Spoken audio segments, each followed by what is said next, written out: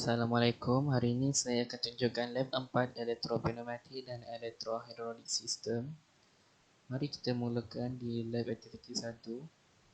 Untuk lab aktiviti 1, saya kena buat dua circuit, iaitu elektropneumatik circuit dan juga elektrohidrolik circuit. Kemudian apabila saya telah selesaikan dua circuit itu, saya perlu setkan silinder stroke kepada 200 mm. Baiklah, mari kita mulakan di fluisi. Ya, saya telah pun siapkan elektropneumatik diagram. Saya akan tekan start. Apabila saya tekan start, kita dapat lihat warna biru pekat ini, iaitu adalah udara telah pun berjaya mengalir sehingga ke valve ini, tapi tidak berjaya pergi ke silinder lagi kerana tiada laluan. Saya perlu tekankan switch ini dan kita akan lihat piston di sini bergerak. Kita dapat lihat piston ini bergerak ke retract dan kemudian kembali ke extend. Kerana apa dia kembali ke extend adalah kerana switch 1B1 ini menjadi close.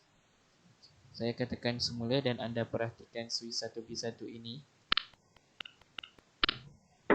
Anda boleh lihat switch 1B1 ini daripada open kemudian menjadi close dan piston ini kembali ke tempat asalnya.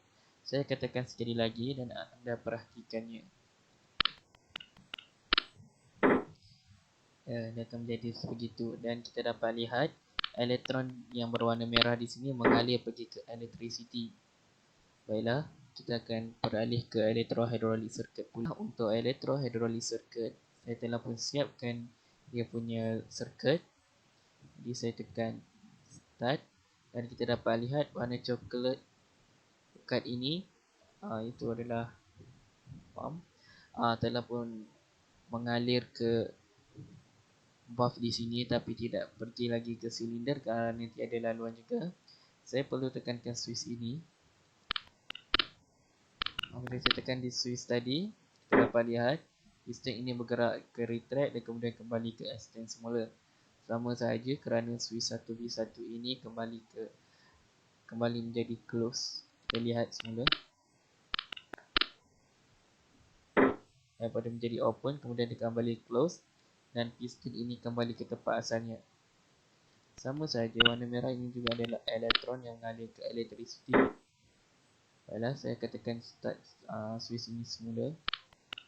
Kita dapat lihat arrow ini mengalir. Kemudian arrow ini mengalir semula ke tank.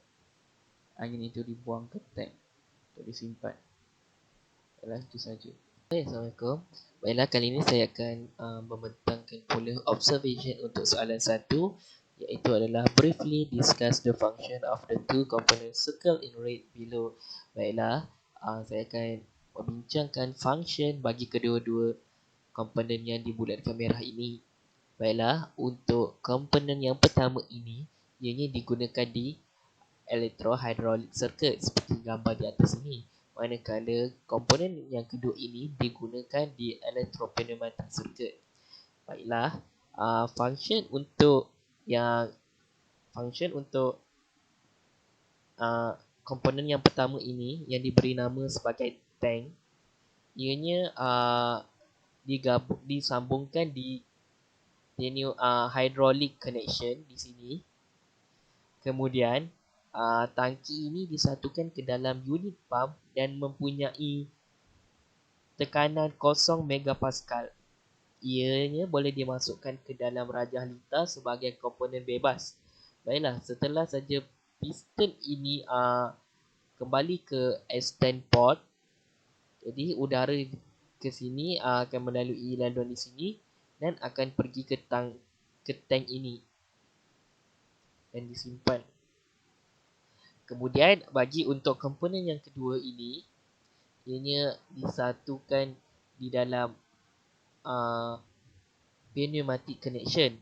Apabila piston ini kembali ke tempat asalnya, udara akan kembali semula ke tangki ini, terminator ini, dan akan dikeluarkan ke atmosfera.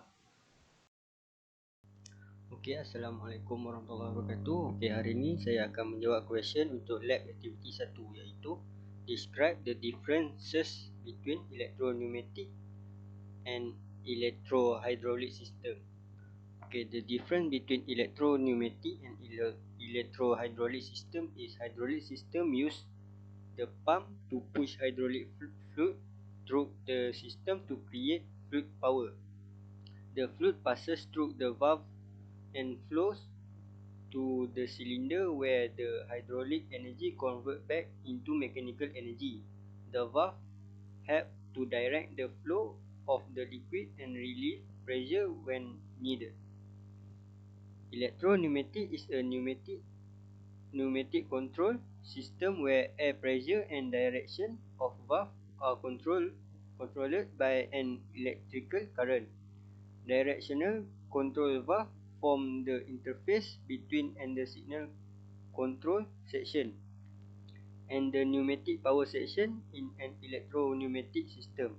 Next, electro-pneumatic is using compressor to work, and electro-hydraulic use pump and must have tank to work smoothly. That's all for me. Thank you. Okay, next saya akan menjawab question nombor 2 untuk lab activity yang pertama, iaitu describe an industrial application for electro-pneumatic and electro-hydraulic system shown in figure 1. Okay, electro-pneumatic system use electrical technology to control the compressed air used as the working medium. Electrical devices such as solenoid, limit switches, valve and relays are some of the mechanisms used. In a typical electro-pneumatic setup, electrical power is applied to a directional control valve. Okay, next. Electro-hydraulic system can be used in robust robotic system that have to carry heavier load efficiently. Electrical drivers have proven to be reliable and easy to control, but they may have problems when it comes to holding a position under load for a long period of time. Hence, electro-hydraulic systems are gaining more attention in application that need good positioning and force feedback.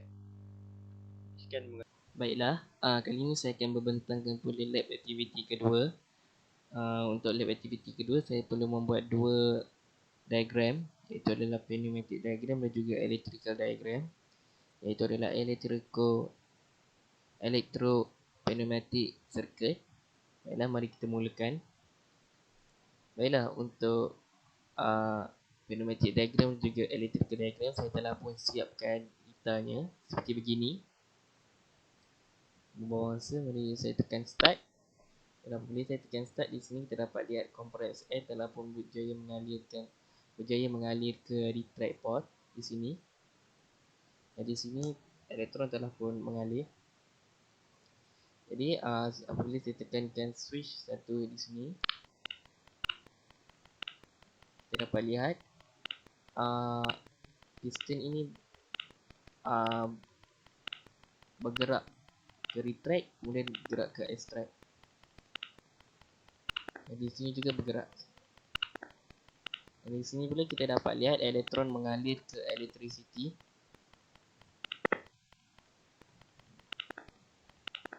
Untuk stopkan dia, kita tekan di sini semula.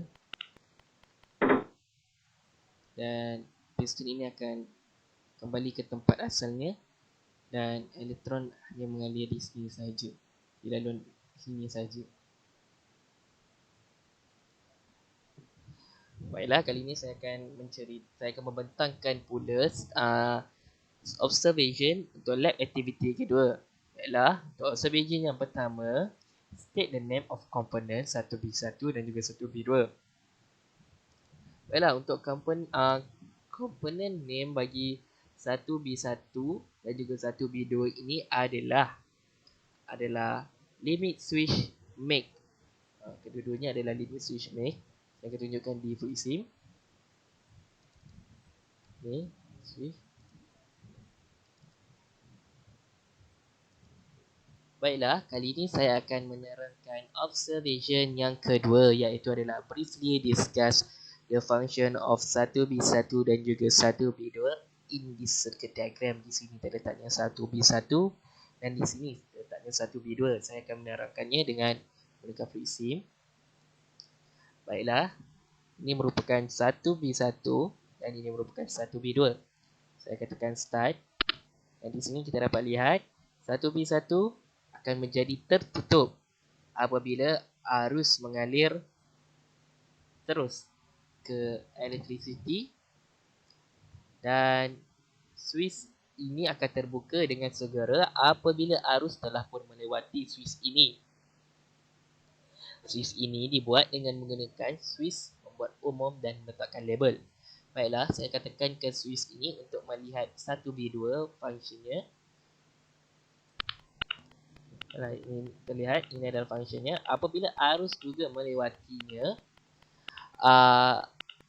switch ini akan menjadi tertutup, dan apabila arus telah pun melewati, switch ini akan menjadi terbuka dengan segera. Kita dapat lihat di sini dan juga di sini. Dan switch 1B2 ini dibuat dengan menggunakan switch membuat umum dan menetapkan label. Di sini ya labelnya. Sama saja 1B1 juga labelnya di sini.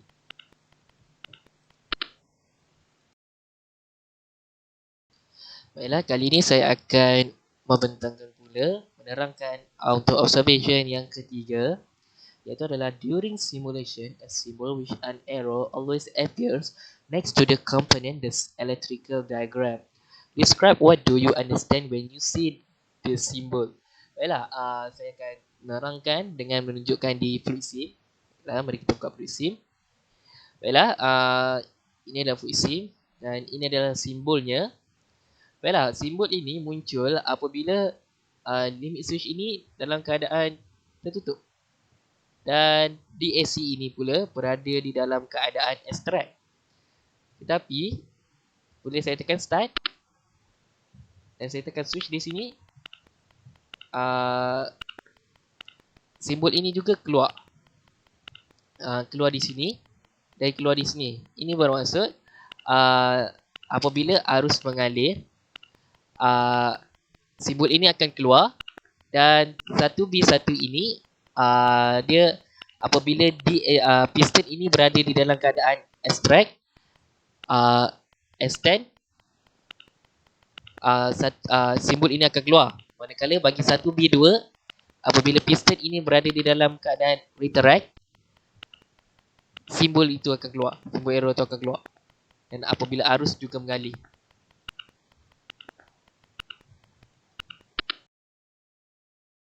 Okay, Assalamualaikum warahmatullahi wabarakatuh. Okay, hari ini saya akan menjawab question untuk lab aktiviti kedua, iaitu discuss the importance of component A in actual industrial application. Nama untuk komponen A ini ialah Air Service Unit.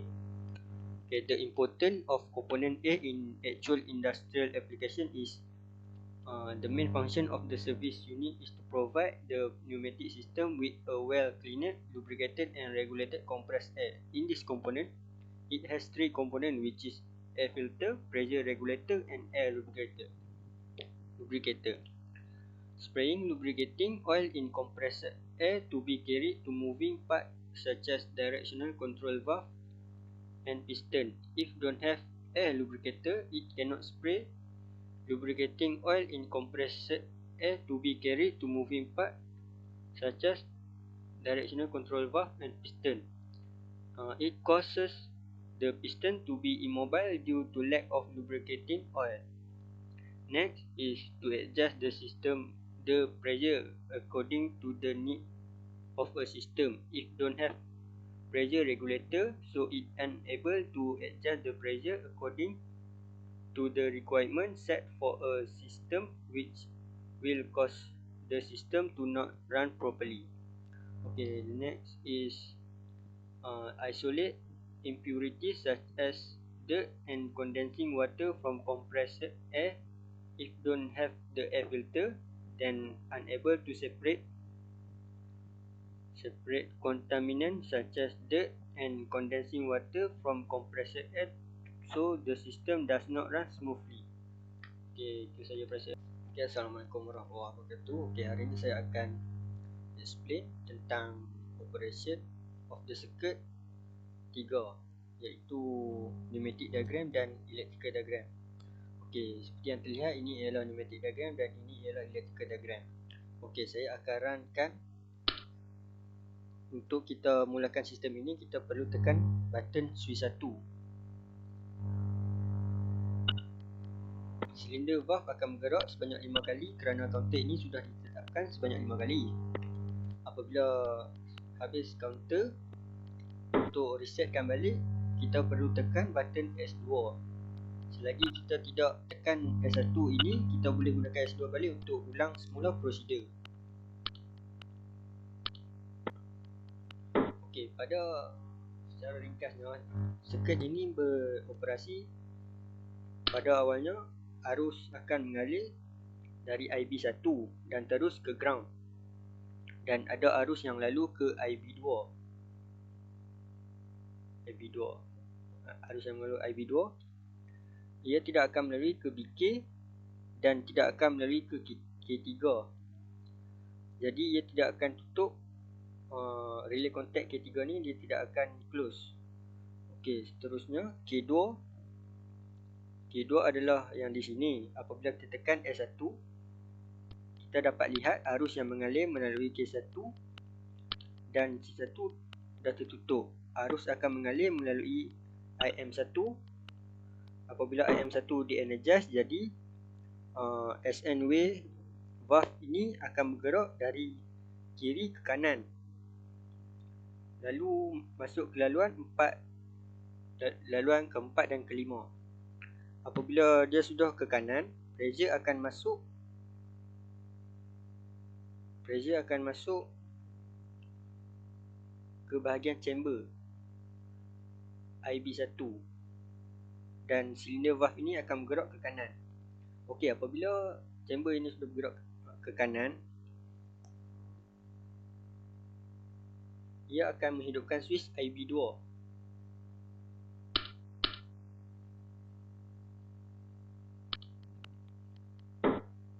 IB2 akan di-energizekan, lalu ia akan di-close dan arus akan dapat mengalir melalui relay K3.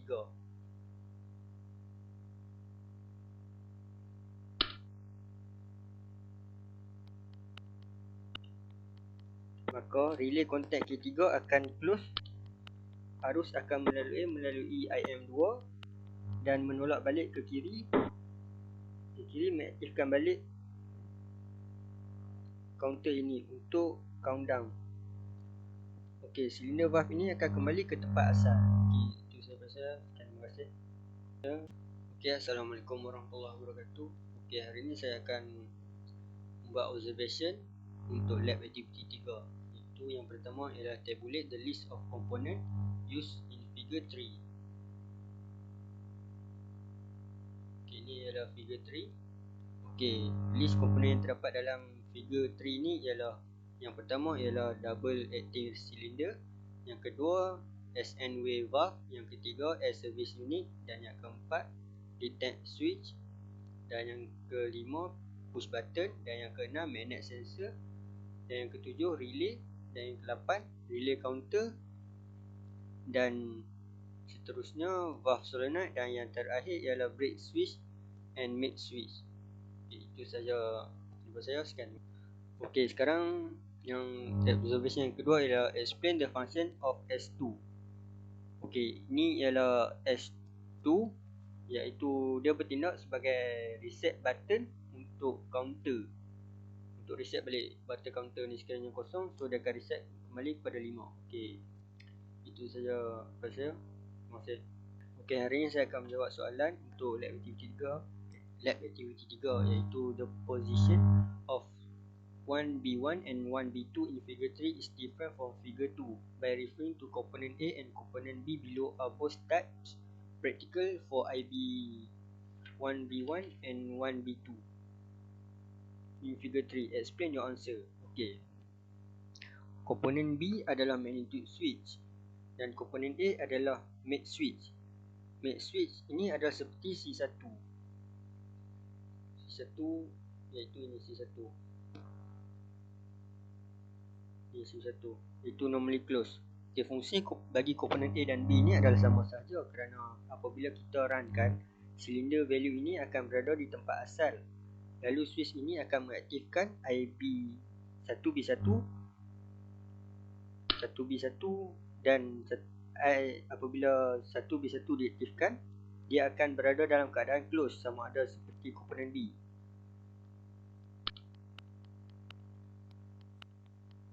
Apabila silinder valve ini berubah ke kanan, 1B1 akan open dan 1B2 akan tutup seperti komponen A. Okey, itu sahaja daripada saya. Sekian.